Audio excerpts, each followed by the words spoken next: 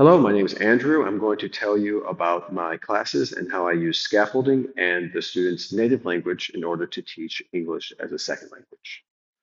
Um, Although I'll be talking about ESL, I actually will use the classes where I teach ELA. I'm a language arts teacher at an international school in Vietnam, so I'm going to use two classes, a first grade class and a fourth grade class.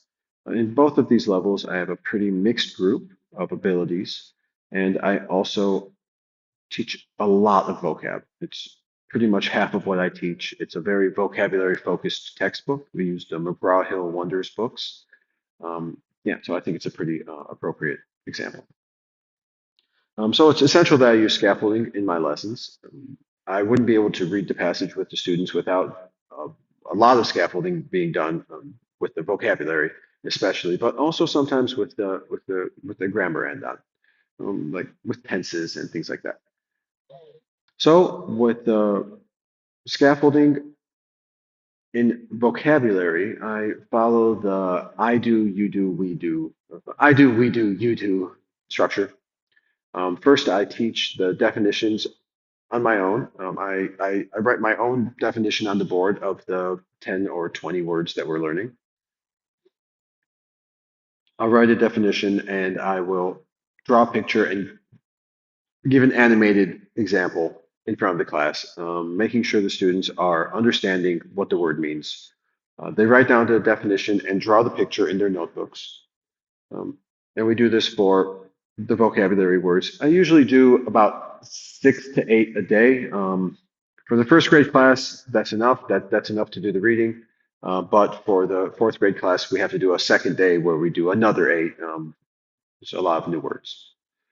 Once we do that together, then we go into the Wonders book and look at the definitions and pictures that the book provides. They are different than the ones I wrote. It's the same meaning, but with different words and a different picture. So the students have an alternative way to understand it. And I make it clear to them that this is what we're doing, and both definitions are correct. They mean the same thing.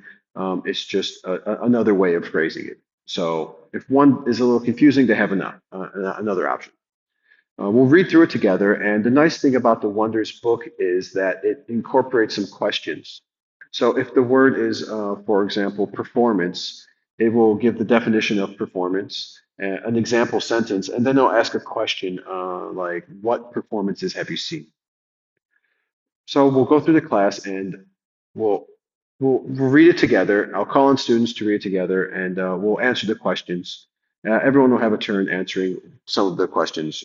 I can ask the same question for many students. Usually, they're eager to volunteer about the performances they have seen, for example, and hands will start going up about different performances they've seen.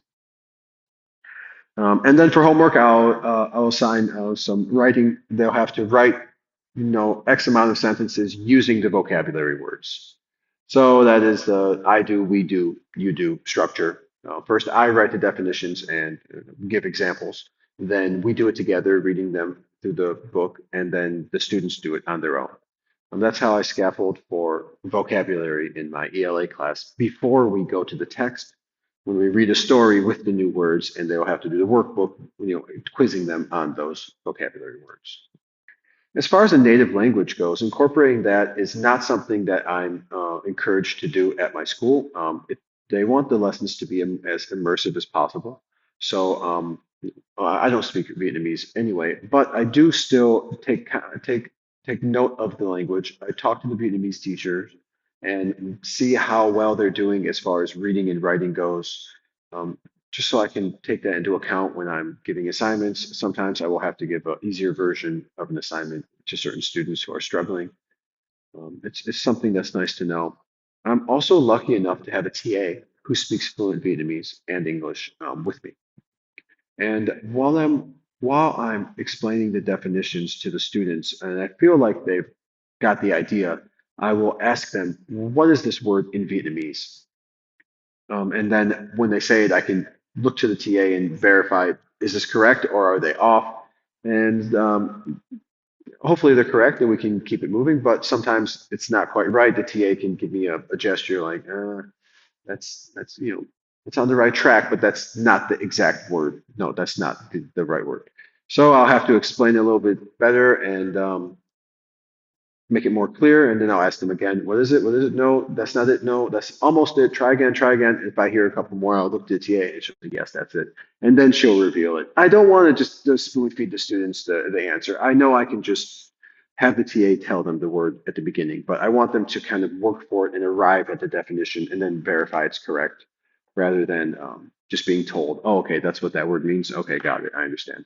I feel like when they work for it, the knowledge will be a little bit more thorough and they're less likely to forget it. It'll be easier to recall. Thank you for listening. And that's my information about scaffolding and the ELL and MLL classes, as well as what to do with the native language in those classes. Thanks for listening.